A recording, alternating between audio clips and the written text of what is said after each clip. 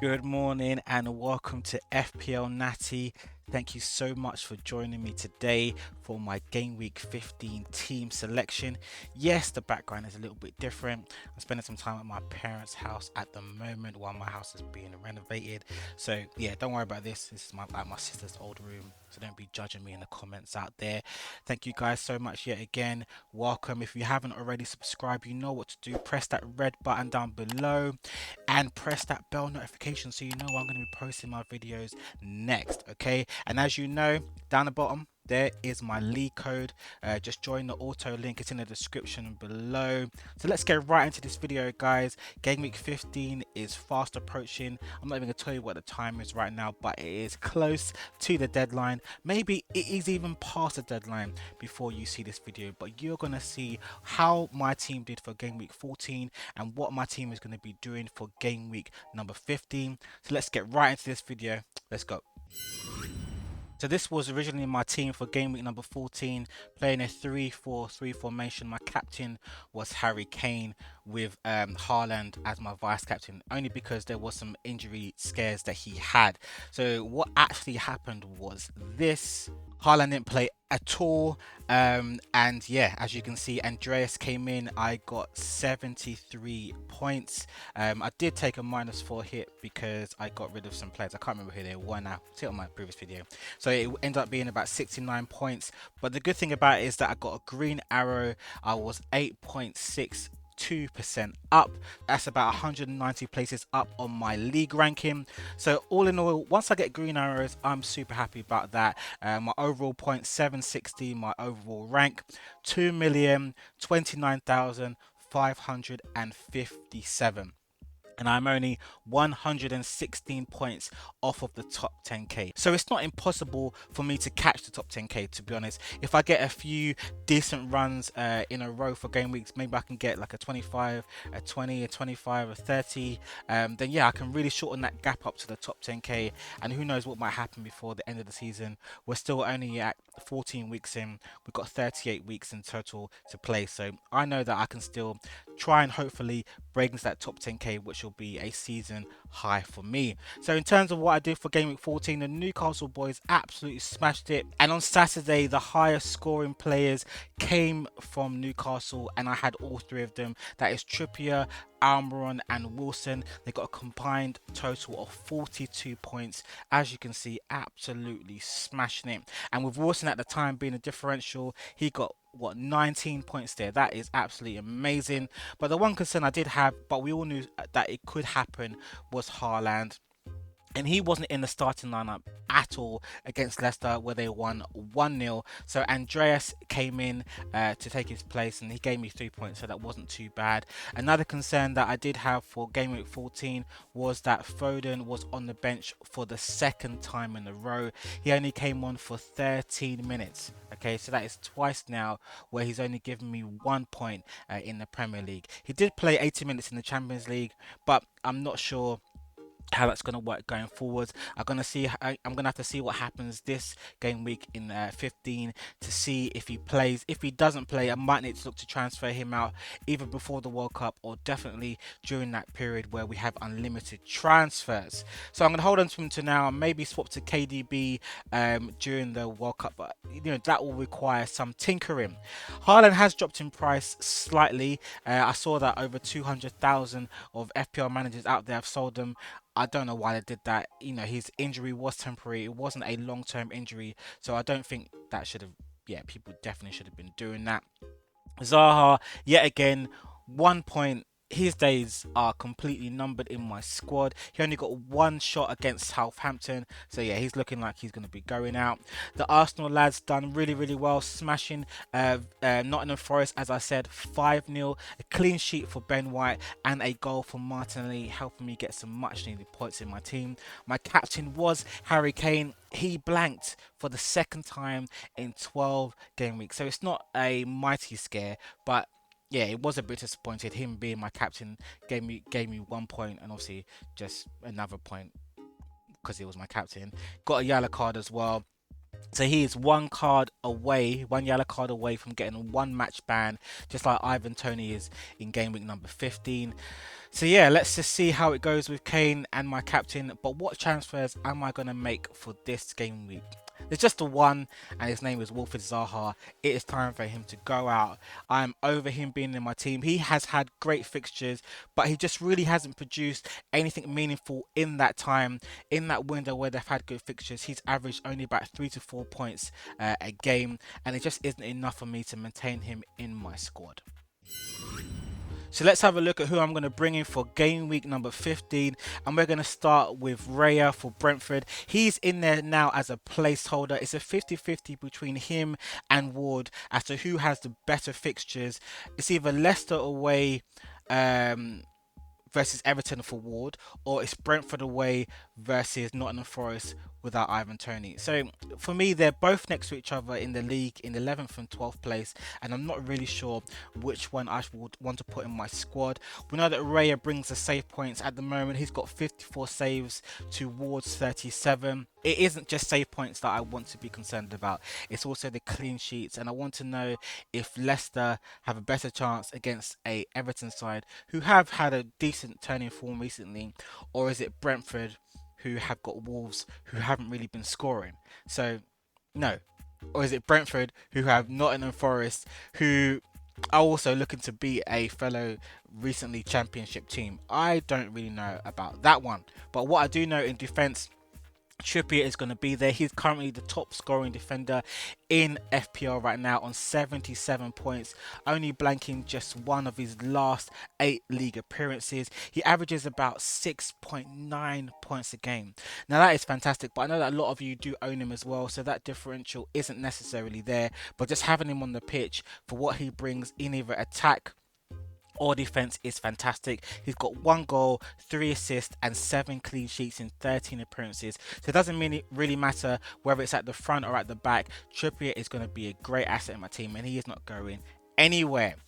I brought in Webster for this week. I've left White on the bench because he's got a difficult game against Chelsea at Stamford Bridge. So with Webster, the last time that Wolves played Brighton, it was a 3-0 win, and I think it will happen again. I think Wolves are worse than that time, and Brighton are a lot better than they were that time as well. So that's why I brought in Webster, because he was just warming my bench at the time, but it's time for him to bring me some much needed points.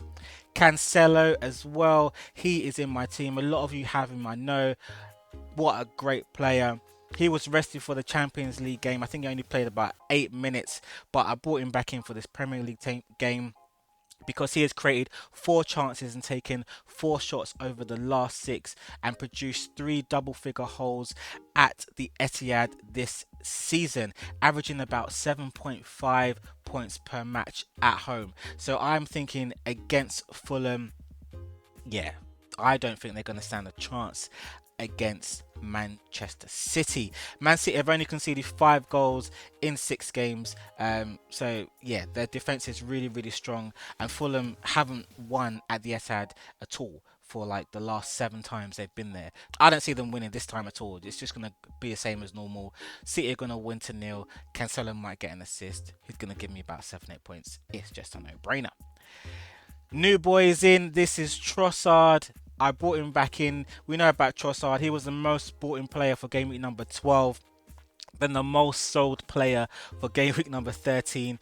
And now he's back to be near the top of the list for transfers in for this game week. So yeah, I'm excited to have him in my team. He has scored and got 7 points both against Man City and Chelsea. That was over the last 2 game weeks. 9 shots in the box and 5 shots on target. So we know he can do it against the big boys.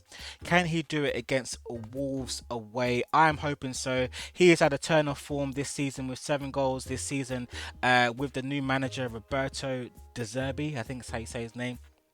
So I hope that with he is a differential. I think he is, particularly at this stage of the season.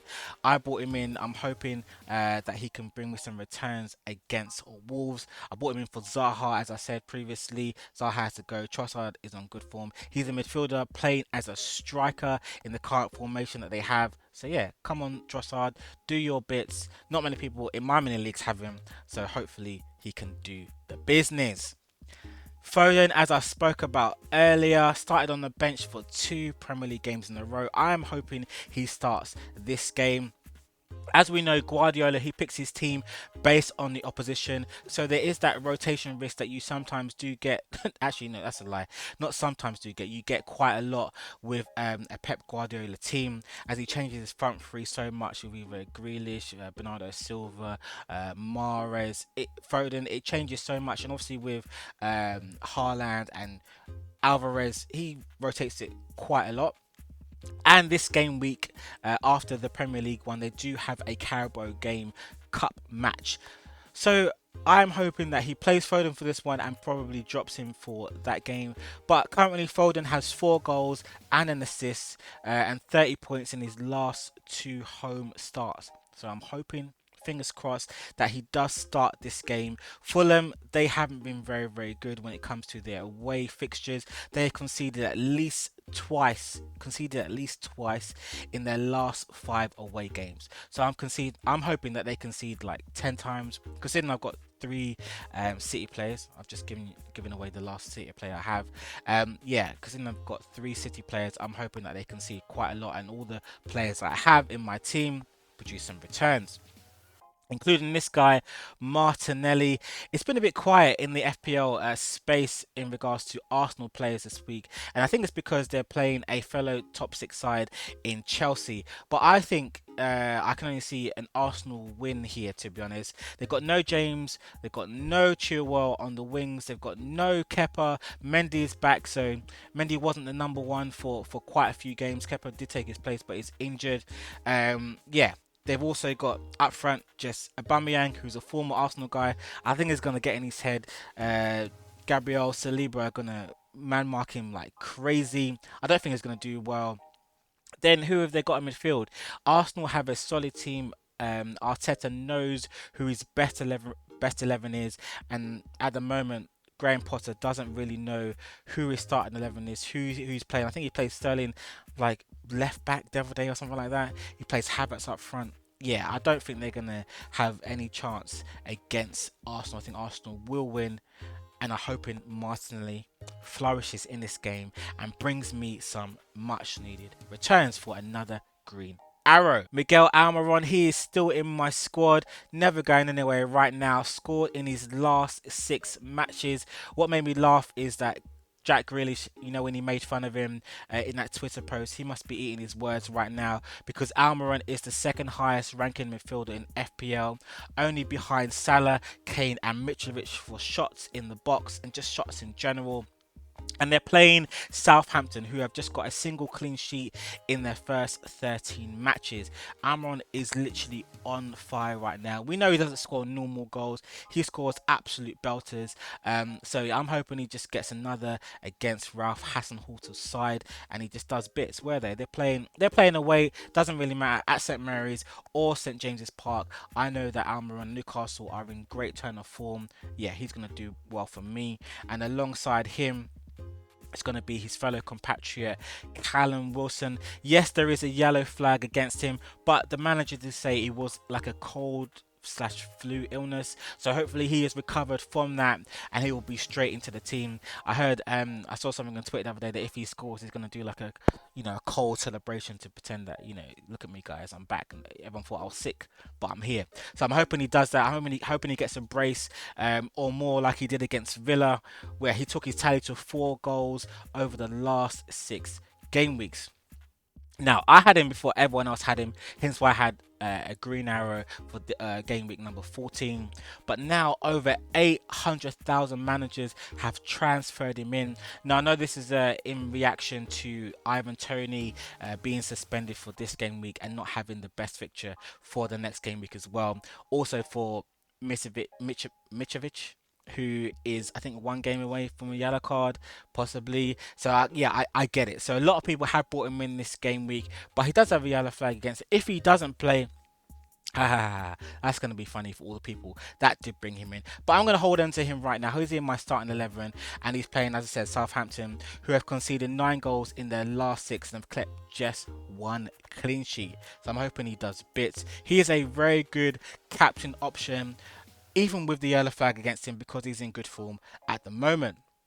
Alongside him is Harry Kane, who has scored 4 goals in his last 6 game weeks. So yes, he had a blank last week, but in overall, he's only had a blank twice in 12 games. Spurs are welcoming Liverpool to the Tottenham Hotspur Stadium. And Liverpool, as we know, have conceded 9 goals over 6 games and have only kept 2 clean sheets. So I'm expecting Harry Kane to score and return to form like he normally does. I don't expect him to blank this game week. He is so prolific at home, scored in each of his last 5 outings at the Tottenham Hotspur Stadium, and that is equal to him 42 points. So he is a strong captain contender, even though they are playing Liverpool. So that could be a major differential. I know some of you might be captaining Salah if you have him, but let's see about that one. And the last player I want to talk about is Erling Haaland. Yes, he does have that yellow flag over his head. Yes, Pep hasn't given much away in returns to the fitness of Erling Haaland, but we have seen pictures and videos of him on the training pitch. He isn't limping, so we know that his injury isn't as bad now because the healing process has taken place in him. He has been arrested for over a week now, so yeah, we are looking to have him in our squads. Well, I am anyway, but over 160,000 of you have taken him out. I just don't know why you did that. That is such a crazy move. He is playing Fulham at the Etihad. Okay, why would you take him out? Currently, City are behind Arsenal. Yes, City did win last week, but it was only 1-0. Okay, so they know that they need Erling Haaland because that is just the way they play right now with that striker, that number 9 in the middle of the park, in the box to put the balls away. All right, so I've kept Erling Haaland in my squad. Even if he plays 45 minutes, it's enough for him to score or assist, or to score a hat trick and assist. It doesn't really matter. He's in my squad. On the bench, I've got Ward. As I spoke about Ward earlier, Leicester have had a really good turn of form, only conceding the fewest big chances over the last 4 game weeks, while they're playing Everton, who have failed to score in 3 of their last 4. That's why it's really confusing for me whether I'm going to choose Raya or Ward, because it's just like which one has the better fixture. Who knows, I might flip it to Ward. At the moment he's averaging 5.8 points per match from game week 9 onwards. So I don't know, what do you think? Should I choose Ward or Raya? Just type Ward or Raya in the comments below. Just do that right now. Alongside him, I got White. As I was saying, White is playing Chelsea, and I think they're the most likely of cancelling out a clean sheets among my defenders. So Trippier got Southampton, Webster Wolves, Cancelo Fulham, White Chelsea. Yeah, so if you're talking about the list of hierarchy for players I feel will lose their clean sheets, I think White is very, very high on that list. Next to him, who's even lower because they're just terrible away, is Mark Gui, or Gay. I really do not know how you say his name. Palace haven't won away all season. Okay, so against West Ham, they're gonna go to the white. Was it the white? What's it called? The West Ham Stadium. The Stratford West Ham Stadium. Yeah, I don't see Crystal Palace getting a win here because they just haven't won away all season, so I don't see that changing. That is why he's there. He doesn't really give me any attacking returns anyway, so it's just better to play him at home. So that's why he's second on my subs bench. And last but not least is Andreas. He has been playing really, really well, granted, but this week, Fulham have Manchester City, so I don't think they're going to see much of the ball at the Etihad. That's number one, and I don't think they're going to get many creative chances for him to get attacking returns, which is number 2, which is why he sits at number 3 on my subs bench. So yeah, Andreas is my last sub. White, Guy, and Andreas hold my subs bench at the moment. And my captain is going to be Erling Haaland. Literally, I had it on Haaland, I had it on Wilson, I had it on Kane, and who knows, by the time you see this video, it probably could be someone completely different. I really don't know. And but my vice captain is definitely set in stone, and that is gonna be Almiron. Okay, so I don't know if Wilson's gonna play. I don't know if Haaland's gonna play. Kane might do nothing. I really don't know what to do. Maybe I'll just stick it on Trossard. I don't know. So it could be any one of those people.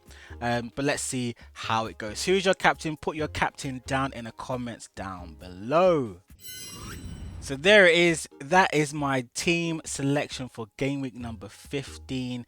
It is a 3-4-3 formation. I'm unsure about my captain.